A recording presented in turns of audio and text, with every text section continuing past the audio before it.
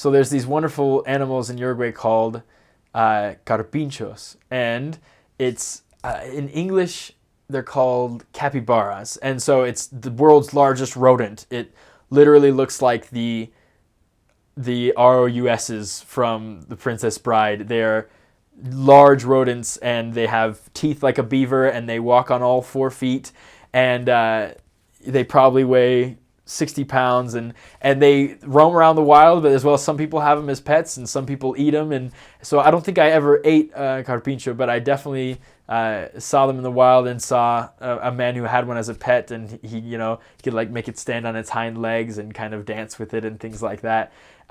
Apart from that, there's a wonderful bird that's absolutely beautiful and has the most annoying call I've ever heard in my life. It's called El Tero, and it's actually the mascot of the Uruguayan rugby team.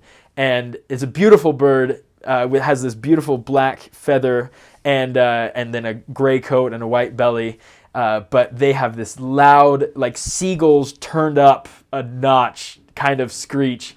And you always knew that Atero was around whenever you heard them, because they had a very distinct call, but they were the most beautiful bird in Uruguay, certainly. So there's lots of dogs in Uruguay, and they hate people just because Uruguay's the form of living does not come with a fence or a yard or things like that, like traditional yards or fences or houses come in America. And so their best defense usually is a dog. And so as missionaries, we would get barked at a lot, and dogs would get kind of close to us. And, I had heard of missionaries getting bit, but it never really happened to me. And then one time we were crossing through this field, and somebody had put a makeshift home next to the field that I don't think they owned the lot, to be honest, but they had a house there. And so as we walked towards the field, we were kind of walking through the front part of their lawn.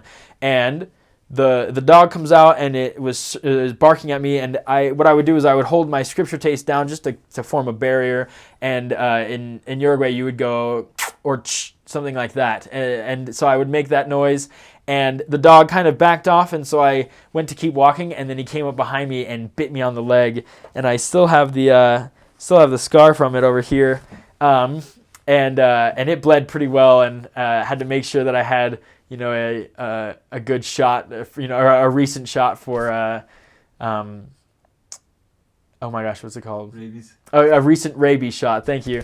But it bled pretty badly, and I had to clean it up and take it home and dress it. But other than that, I had a pretty good experience with dogs. Mostly they just kind of chased us. So it was the classic mission dog experience where you're either bitten or you're being chased. So I was kind of glad to have had the experience and look back and say, yeah, I was bit by a dog on my mission, but it wasn't fun while it happened.